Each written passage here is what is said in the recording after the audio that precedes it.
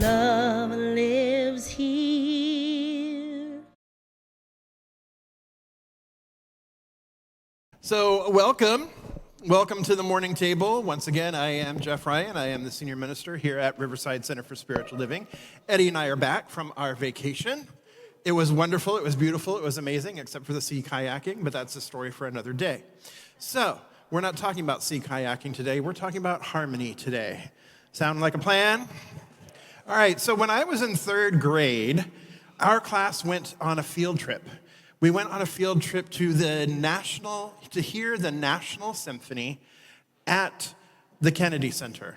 Now, all of you know that I grew up in Hawaii, but however, from third grade to fifth grade, we lived just outside of Washington, D.C., because I know some of you were thinking like, that's a pretty far trip for a bunch of 8-year-olds to go, for a field trip. Yeah, so it was not, given where we were living.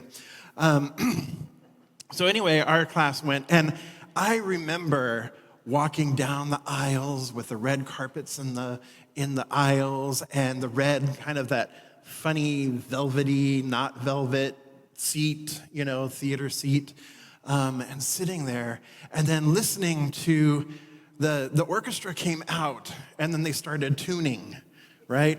And all that noise and the cacophony and the discordant sounds and the dissonance and all of this was going on, right? Sounded, there was a violin here and an oboe there and a trumpet blasting here and then the timpanis, trying to tune a little bit, dun, dun, dun, dun, dun, right? And then, suddenly, the conductor tapped the stand, and everything fell silent, and then he raised the baton, and with one downbeat, all of that chaos, all of that noise transformed into harmony.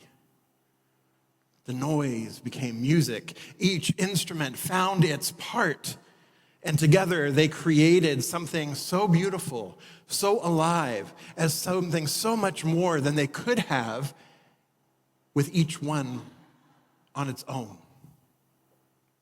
And so, my beloveds, community is like that, is it not? Allison says yes. Tomorrow says yes. The rest of you are trying to find out where your coffee is. Okay, so community is just like that, right? At first, we may hear all the different voices, the different personalities, the different opinions, the different perspectives, and even our own quirks, the different quirks that we all have. But when we are willing to tune ourselves into spirit, that great conductor, our many voices find harmony. And when that happens, my beloveds, something breathtaking emerges. We become more than the sum of our individual parts. Sabina Selassie, in her book, You Belong, teaches that community isn't about sameness. Community is about weaving together all of our differences into a living fabric of belonging. She reminds us that real freedom comes when we stop trying to blend in, stop silencing parts of ourselves, and instead bring our whole selves to the circle, bring our whole selves to the party. Don't leave bits and pieces of ourselves at home watching TV. So, inspired by the National Symphony trip, I joined the school band in fourth grade. Woohoo! Yay! For my music teachers back there, they're very excited to hear that I joined the band in fourth grade, and I gave them an extra special shout out this week in my email. Hopefully you saw that. Alan, did you see the email where I gave you a shout out? He did not. All right, well, you'll have to go back and read it, okay? I specifically gave a shout out to all of our music teachers because those poor souls, school's back in session. People are picking up instruments for the first time. Squeaks and wails and screeches and bangs and clangs and right? It's kind of crazy. So I feel a deep sympathy or empathy or great love and appreciation for our music teachers this week. Anyway, I chose the trombone because that was the instrument that my father had played when he was in high school in the high school marching band. So I thought, okay, trombone sounds cool. I'll try it. I was trying to fit in, too. I was trying to fit in to follow in his footsteps, to belong, but to belong through imitation. And you know what, folks? It did not take me very long to realize that the trombones don't carry the melody, nor do they get a solo very often. And let me tell you, my 9-year-old self was very disappointed that I was not a trumpet. I didn't understand at the time that every instrument in the band was important to the whole. The flutes and the trumpets, they carried the melody. Sometimes the clarinets and saxophones did too. The drums, they kept the beat, they kept the rhythm. They were all making music to my 9-year-old ears. They were making the music, whereas trombones, bassoons, and tubas were just womp, womp, womp, womp, womp, womp. All right? I did not see the point. I wanted to make music too, and was not making music in my book. So here's the thing. I was trying to belong by being something I was not. Let me say that again. I was trying to belong by being something that I was not. I was not a trombone. I was not a trombonist. No. True belonging didn't come from playing the same instrument as my father. It came when I discovered what was uniquely mine to offer. So in 5th grade, I switched to drums and percussion. Suddenly, I wasn't trying to fit in with somebody else's voice. I found my own rhythm. Literally, I found my own rhythm. And I became part of that heartbeat of the ensemble. And that became a role that I have embraced fully throughout the years of my life. Being the heartbeat, being the rhythm, being the movement, the 2/4. If you think of it like a choir, if everybody tried to sing the same note in the same range, what would happen? Jabel and Jeff, what would happen? It would fall flat, right? But when the sopranos and the altos and the tenors and the basses all contribute their parts, the sound opens to something bigger, something larger, something more magnificent than any one single voice could hold, and that is harmony. And harmony does not mean that we erase tension. Sometimes harmony actually happens because of the tension. That dissonant note leaning against another creates movement and beauty and power and strength. Selassie reminds us that that our differences is not the problem. That difference is actually a gift. The problem comes when we think that difference means division, or when we try to belong by becoming someone or something that we're not. But in reality, it's our authentic differences that make the music most rich. In Science of Mind, it teaches us that the universe is founded on order, balance, and harmony. In fact, Ernest Holmes said the universe is a system of harmony and balance, maintained by the law of spirit. And what this means is that this harmony isn't something that we manufacture. Harmony is not something that we make up. Harmony is not something we have to create. Harmony already exists. Our job is to become in alignment with it. So think of harmony as the spiritual law of music, if you will. The piano doesn't have to try to be in tune with itself. When the piano is tuned properly, it resonates with its own design. In the same way, when you and I are spiritually attuned, when we're spiritually attuned, when we're living in alignment with Spirit, we resonate with that divine harmony that is already here, that is already present within each one of us. In CSL, we affirm that there is only one life. That life is God, that life is perfect, and that life is my life now. And if this is true, then each of us is an expression of the divine symphony. Your individuality, my beloveds, is not a mistake. It's part of the harmony of Spirit's creation. So one voice alone is powerful, right? One voice, one person, affirming truth, standing in love, praying with conviction. That's enough to shift energy, isn't it not? But when our voices come together, when community unites, the power multiplies. I think back to the civil rights movement. One voice alone could have been dismissed. But hundreds of thousands and millions of people, of voices singing, "We shall overcome together," that shook the foundations of injustice. That is harmony in action.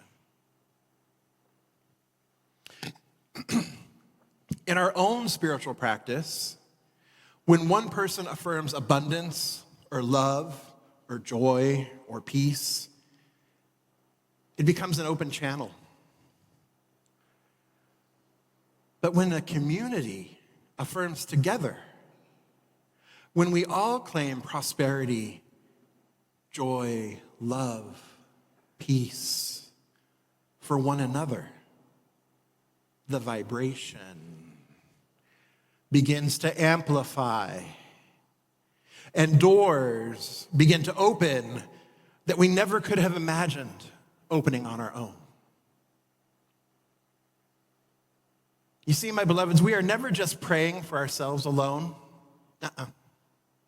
Our prayers ripple out into the collective field of consciousness, much the way the waves on my shirt and Mike's shirt are rippling across our shirts.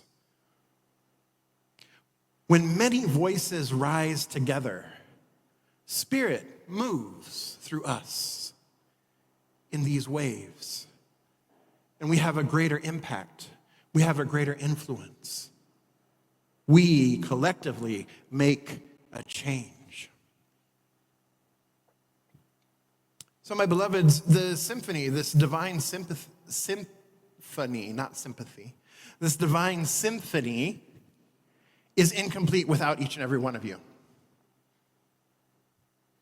Each of you is carrying a note that no one else can sing, and Spirit is calling for you to play it, not just quietly in your own room, but here in this beloved community of love and belonging. You see, some of you carry the note of wisdom, that ability to see deeper than the surface. Others of you carry the note of compassion, the willingness to sit with somebody and witness their pain. Some of you carry the note of courage, speaking up and using your voice when silence would be so much easier.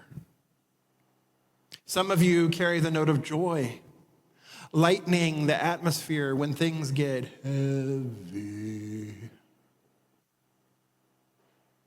And some of you carry the note of prayer, grounding us in spirit when we forget who we are. And we call those folks practitioners. That's what they're here to do. That's what they're here to remind you, to pray with you, to ground us in spirit when you've forgotten who you are, when I've forgotten who I am. That's their primary function as practitioners, to know the truth for and about you.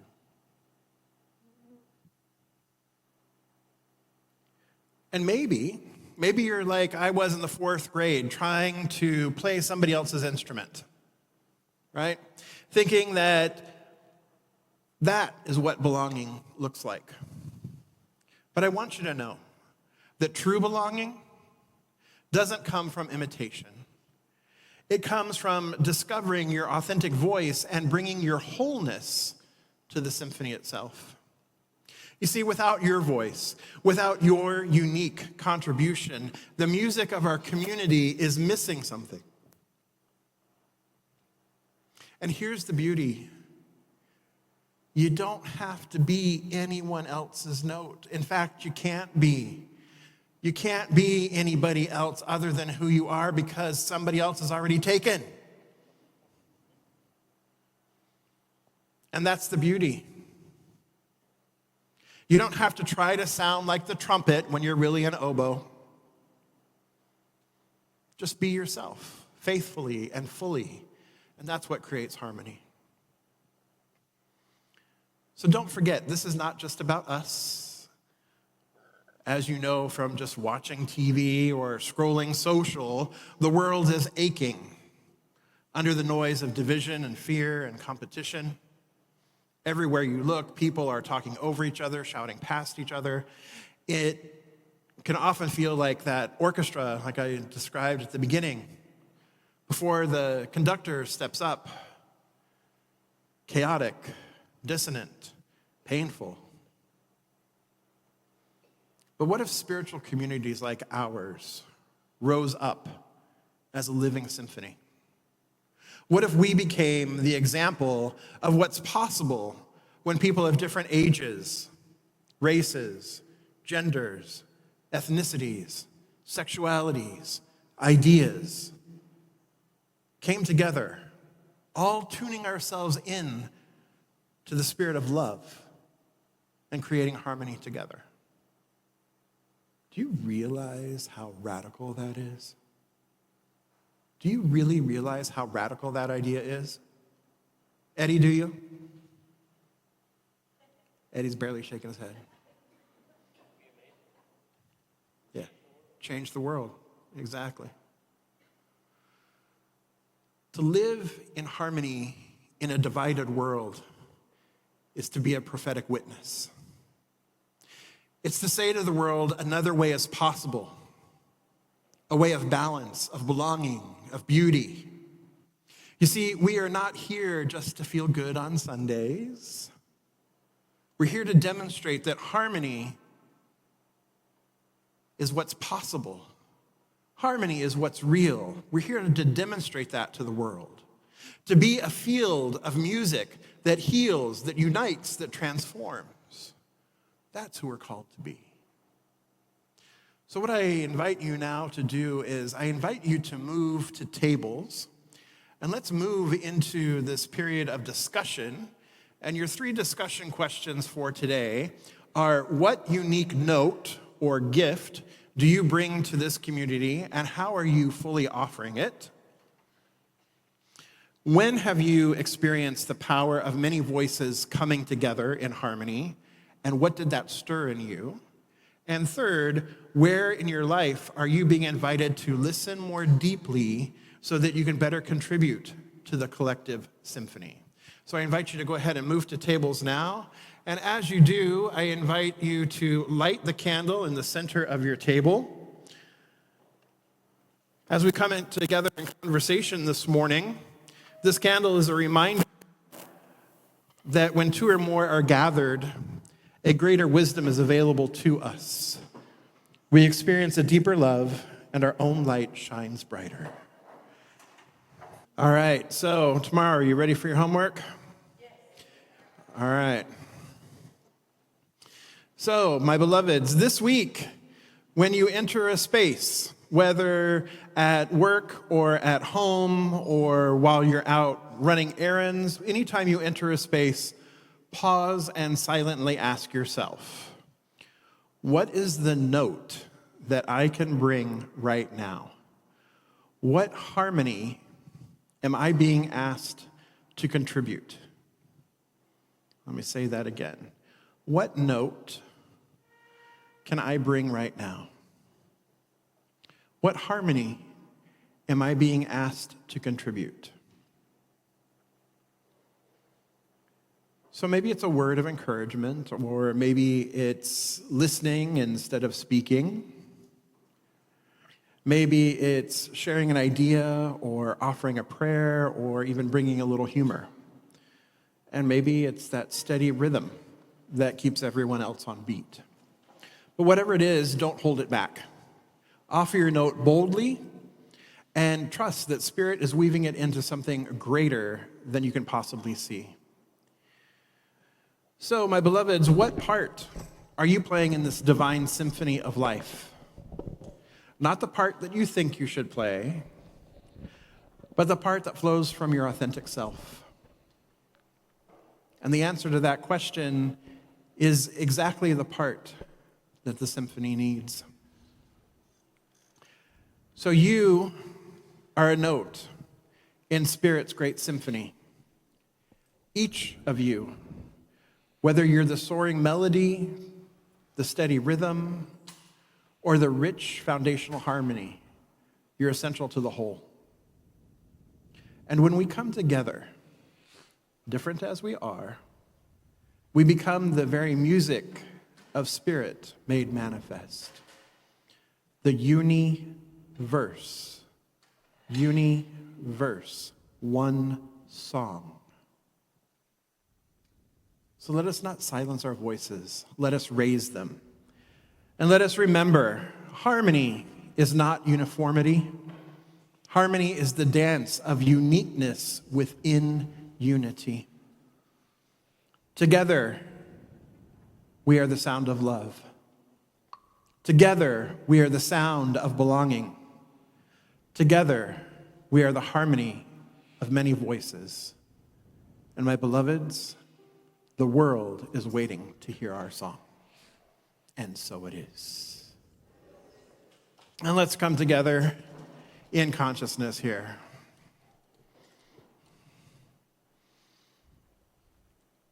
So just recognizing that there is this one power, this one voice, this one universe, this one song, singing its word into creation. Because in the beginning was the Word, and the Word was with God, the Word was God, and that which God did not create was never ever created. So I know that all of life, all of creation is a divine emanation and impartation of this one word being placed into the waters of consciousness, onto the waters of consciousness, bringing forth all of life and all of creation, that there is not a spot where this divine is not.